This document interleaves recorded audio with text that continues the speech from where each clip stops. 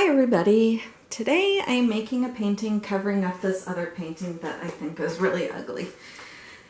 I actually made a video of me doing this painting, but never posted it.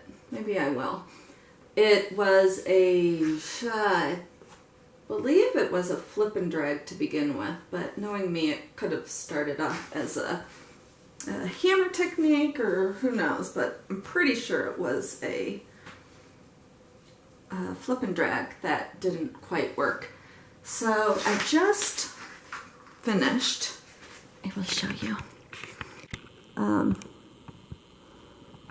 this painting that I did for my daughter's dorm room, and I loved how it turned out with the black.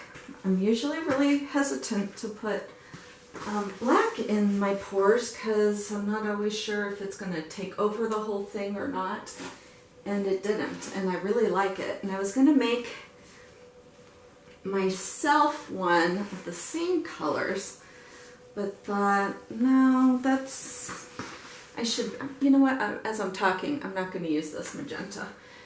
But I thought, no, I'm not going to do the exact same colors because that's just kind of boring. So I'm going to use this color instead. So I'm going to do it with similar colors, but I'm going to use metallic blue, lavender. You know what? Actually, on the fly, I'm going to mix the magenta in with the lavender, and then I get the best of both worlds because then I get to use the two colors that I really want to use. Let's see what color that made. There we go. It's kind of a pretty color. So I think I might make this might go in my bathroom. And if it does, if I do end up doing that, I'm going to resin it because I'm not quite sure how my varnish spray would hold up to such humid conditions with, you know, the shower running daily and stuff, but resin will. So I think I will resin it. So I'm going to start. These are all, well, they're either Artist Loft or Liquitex Basics. And then my Dutch Boy. And as I said in another video, my next purchase of Dutch Boy, I'm going to try the exterior because it's 100% acrylic, which I thought this was, but they make a point on the website to point it out. But I'm pretty sure it's, I mean, we add so much to these paints anyways. We add PVA, we're adding silicone, we're adding water, we're adding floetrol. So I'm thinking it probably doesn't matter anyways. A lot of people talk about stuff being archival, and I'm probably the wrong, right now I'm going to add silicone to this, and I am probably the wrong person to ask about that because I'm trying to figure out how to explain this. I have art that, I've had art in my kitchen for stuff that my children made, so it's been in there for, 16 years at least, paintings, and they were definitely not, they weren't even sprayed with anything. I mean, they are so far not archival, but they have stood, they stood the test of time. They have moved from houses and they still look just as good. So oh my gosh, I'm trying to open this jar. So will this painting I'm creating right now, will it last 200 years? I have no idea. I don't. But to be honest, I'm okay with that. I am okay with knowing that it might not last, 100 years, 200 years, but it's going to look good for a long time. And I do coat it, and I do, where's my white? I I'm gonna add some gray. And I do coat them with a non-yellowing, varnish and some with resin. So I'm pretty okay with it. And the paints I'm using are fairly good quality, the Liquitex. And Artist Loft could probably be a little better quality, but it's all right. So as I said, I am the wrong person to ask about if something is archival. And if you are concerned about that, you can contact the paint companies you're using. And I have a feeling with the house paints, and this is just I am not a classically trained artist. I did not go to art school. I am self-taught. What I know from experimenting. And as you know, I'm really big on experimenting. But there's, plenty of art stores that you can go, and, they're gonna help you out if you have more technical questions. As I know some stuff I've got, art teacher friends, so, I'll ask them stuff. So I know some stuff, but I don't know all the technical. But there are great YouTube artists who can help you out with all that do go into more of the technical aspects. My channel is more for the experimenting and the different techniques, and I tell you what I do, how I do my paint. But as I've always said, if there's another recipe that you like better, go for it. There's absolutely no reason for you to use my recipe if you have one that you like better. And I wanted to get some PVA today when I went to Walmart to get all my other stuff, and they actually did not. They had tons and tons of school glue, but they did not have Elmer's glue all. And I didn't feel like running around to any other stores, so that will have to wait. And I do have Mod Podge, so I could thin that out. And I've used that before, and it was the gloss version, and I thought it would be cool if it dried with a somewhat, I'm trying to get these sides, but I thought that would be cool if it dried with a somewhat glossy finish, but it didn't. I'm just going to use my fingers in the paint tray. And this is going to be much faster than the other way. I just want to get these sides covered up because it's a previously painted canvas and it's got dark colors. But as you'll see, you don't have to repaint the whole canvas before you pour. Alright, so it has been sitting in here for a while as I've been blathering. So let's see what happens. So I poked some holes to release the suction. And I am just going, ooh, it is suction tight. There. And so now I'm just going to drag. Something is in there. A hair! I'm glad I caught it now. So I'm just gently moving it.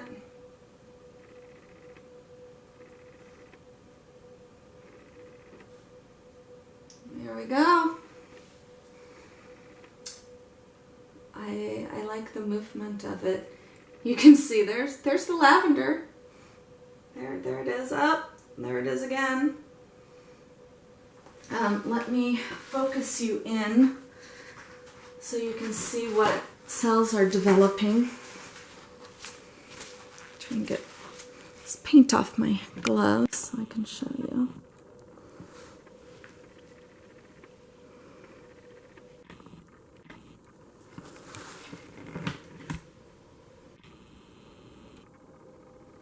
There's just some neat cells developing. And let's move you back out. Ugh, I'm stepping on gloves. Ugh. Every day I organize my studio, and every day I have to organize it again. So I'm going to start tilting. You know what? And I think I probably put you too close. I'm going to move you back a little, because I think when I start lifting it, I don't want to take it out of the frame. So you can see the shadow. Now that if I torch that, color would pop up. And the painting I just did, I didn't put enough white, or I put too much white. So I was really careful about this one. But now I'm wondering, no, it's moving pretty freely. Then I was thinking, oh my gosh, what if I didn't put enough? But it seems to be moving along.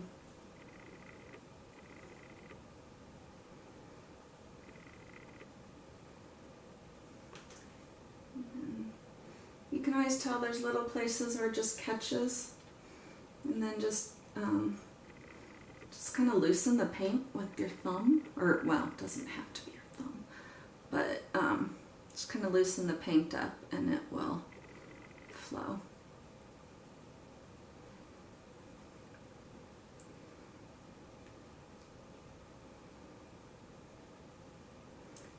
I'm trying to decide if I want to bring it back towards me a little.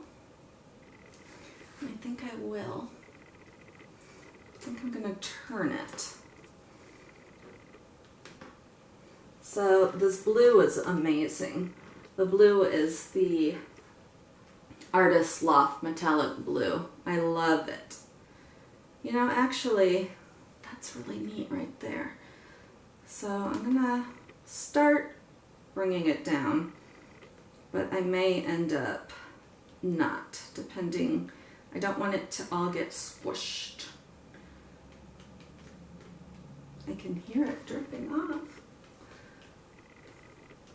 Because you all know, I'm sure you've all had that experience where you're pouring and you're tilting and all of a sudden all your cells just become squished into one line almost. And I don't want that to happen. Yep, and they're starting to right there. It's starting. So move it again this way. And I think if let's go from side to side.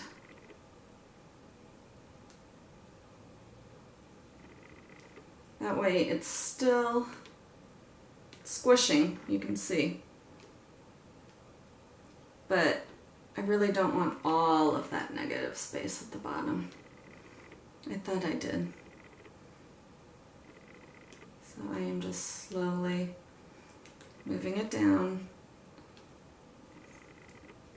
aiming for somewhat in the middle-ish. There we go. Just kind of a landing point for the eye. Focus point, landing point. You all know what I mean. There's that technical art skills of mine popping out. I'm just gonna fix up these edges. And you can see all the ghost color underneath. That's what I like to call it. Somebody suggested that and it has stuck. Because it's hiding, it's color hiding beneath the white. And when I torch it, that color's gonna come up. But I don't think I'm gonna, I always say I'm not gonna torch it too much. But this needs some torching. But I love how it's turned out. Looks like wisps of smoke. And I'm glad I didn't use too much white. My inclination is to move this but I'm going to fight that because, you know, I like to pull out paint and make tendrils, but I am going to fix this part though. That needs to go down the side a little. Just a little though. Look, look, I fought it. Oh, let's see, then I do. Okay, no more. I'm not going to do it.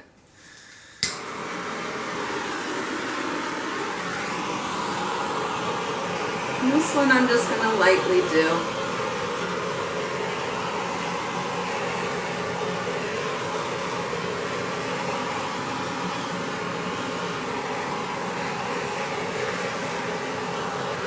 A little bit more in the middle because I want the purple to show up.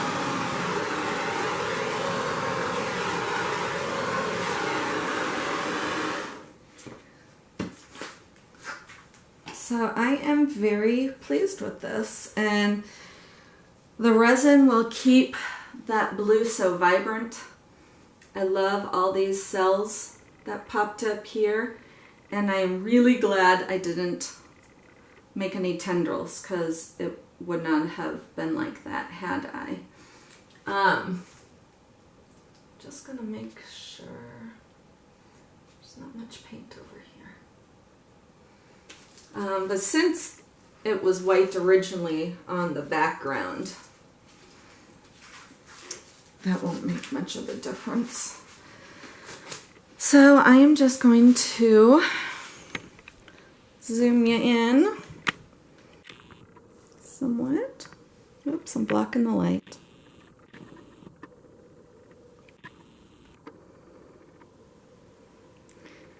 So there you go, that's the part that I'm glad I didn't touch. In this middle, that purple would not have showed up as much had I not torched. You can tell that the cells are still spreading, and they will for a little while, till it's fully dry. Move you on in here a little. Oh. There you go. There's a whole bunch of little pockets of cells. This one ended up really good, and I am no longer afraid to add black to my flip cup, but I added it at the end so that the black was the first thing that hit the canvas, because if I had added it at the beginning, it would have dumped on top, which would have given it a completely different look. So there you have it. Please subscribe. Thank you so much for watching.